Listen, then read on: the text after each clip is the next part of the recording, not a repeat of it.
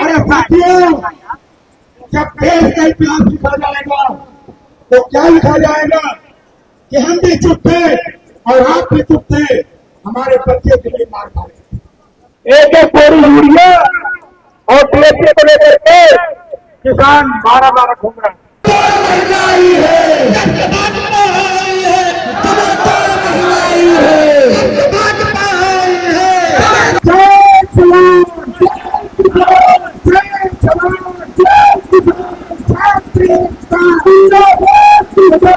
जिस ओर जवानी चलती है उस ओर जमाना चलता है।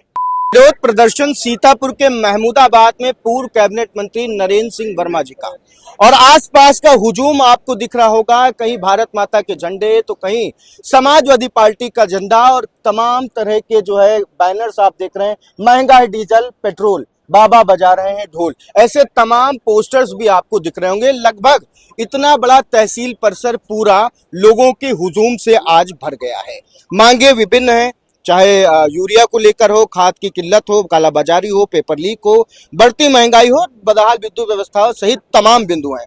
सर, मेन पर्पस क्या है, मेन मोटो क्या है?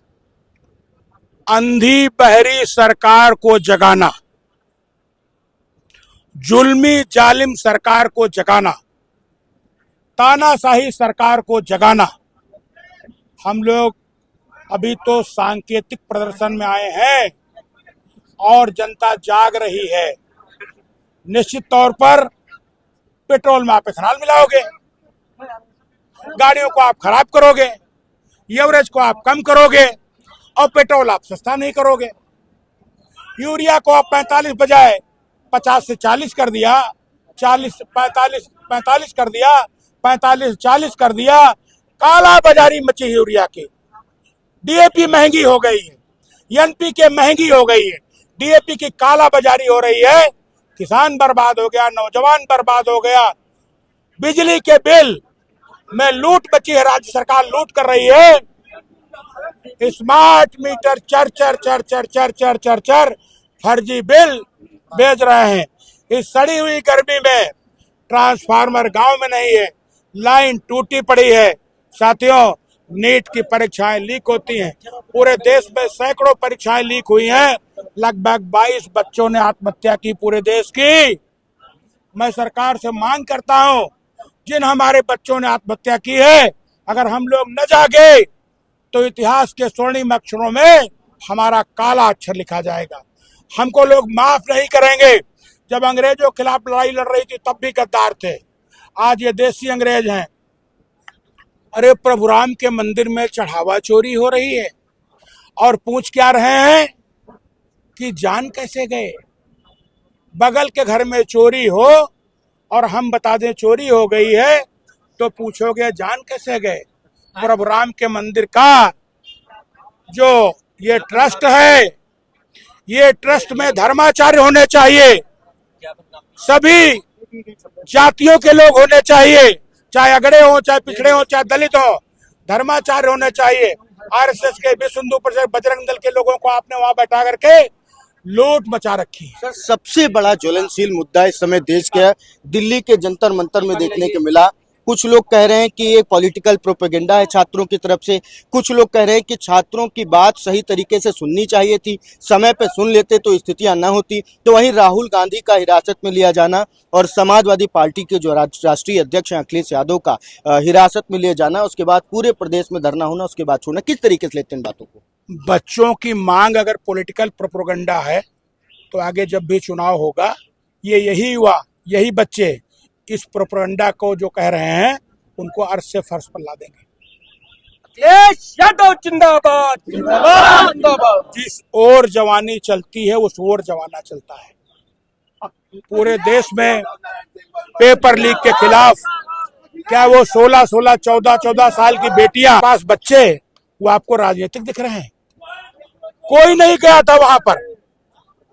लेकिन अगर आपने लाठी चार्ज कर दिया, आपने आंसू गैस गोले छोड़ दिए, आपने उनको जंतर मंतर पे कैद करके किसी तरफ जाने नहीं दिया, तो अगर राजनीतिक दलों ने, समाज सेवियों ने जाकर के उनकी दवा कराई है, उनकी मलहम पट्टी किया है, उनको खाना खिलाया है, और उनकी आवाज बने हैं समाजवादी पार्टी एनडीए अलायंस के लोग, तो अगर आप कहते हो कि ये नेतागिरी है तो इसको हम स्वीकार करेंगे।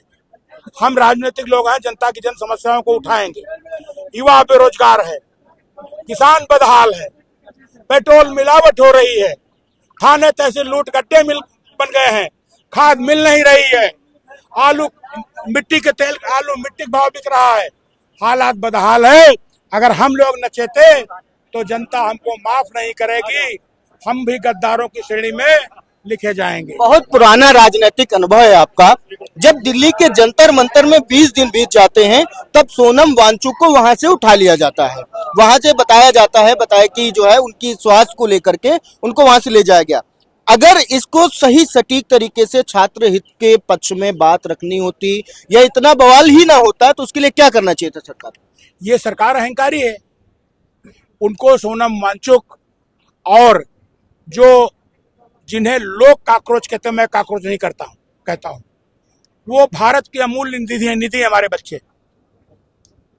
अगर उनसे संवाद किया गया होता, परीक्षाओं को पारदर्शी बनाने की योजना बनाई गई होती, उनकी क्यों लेके तो मांग थी कि जो मंत्री हैं धर्मेंद्र प्रधान जी, उनका इस्तीफा दिया जाए। कौन सा पहाड़ टूट पड़ता? अगर उनकी शास्त्री जी ने रेल के दुर्घटना में इस्तीफा दिया है, उनको इस्तीफा दे देना चाहिए था।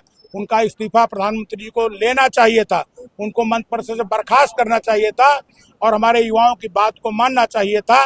तो परसों जो दिल्ली में स्थितियां खड़ी हुई, ये न होती।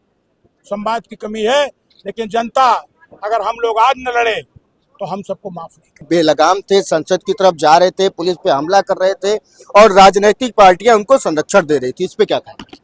चंद लोग तो वही कहेंगे जो गोदी मीडिया के लोग हैं। तमाम एंकर आज उसको चीन से जोड़ रहे हैं, आज उसको पाकिस्तान जोड़ रहे हैं, और उन एंकरों की अगर हैसियत हिम्मत है तो उनको, जिनको चंद लोग कहते हैं, उनके बीच जाते हैं, उनसे बात पूछते हैं। हैसियत नहीं है। और नोएडा के क्षेत्र में लोग बैठ करके गोदी मीडिया का जो ट्रायल कर रहे हैं, उनको भी जनता समय आने पर सही जवाब देगी। क्या अखिलेश यादव को हिरासत में लिया जाना सही था? राहुल गांधी को हिरासत में लिया जाना सही था? या अगर भविष्य में ऐसा होता है तो क्या होगा?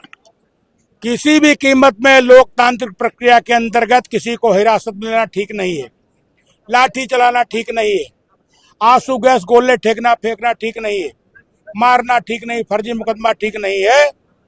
ये गलत बात है। लोकतंत्र खत्म हो रहा है। समाजवादी पार्टी का बड़ा चेहरा है आप, बहुत पुराना अनुभव है आपका।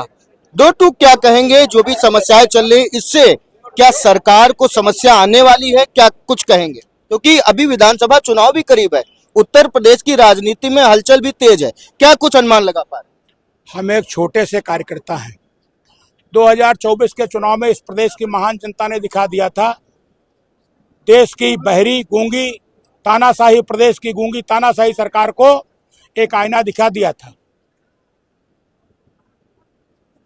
नंबर 2 पर उत्तर प्रदेश में आ गए थे। आगे जब भी चुनाव होगा, प्रदेश की महान जनता उत्तर प्रदेश में सत्ता का बड़ा उलटफेर करेगी और समाजवादी पार्टी गठबंधन को भारी बहुमत सरकार में लाएगी और प्रदेश में जनहित के काम होंगे। नरेंद्र सिंह वर्मा जो यहाँ भारी भीड़ के साथ आज सांकेतिक विरोध प्रदर्शन करने आए थे, इनके कार्यकर्ताओं ने, जिला अध्यक्ष ने, अन्य लोगों ने जो है ज्ञापन सौंपा है, कई सूत्री मांगे हैं, जो वर्तमान प्रदेश में समस्याएं हैं को लेकर के ज्ञापन दिया है। तो फिलहाल आप देखिए यहाँ पर तमाम जो है जनप्रतिनिधि, चाहे हम चेयरमैन आमिर अराफात की बात करें या जो उत्कर्ष वर्मा है वो आपको पीछे दिख रहे हैं, लेकिन तमाम ऐसे युवा भी यहाँ पर उपस्थित हैं जो कहीं ना कहीं अपनी बात को बेबाकी से रख रहे थे।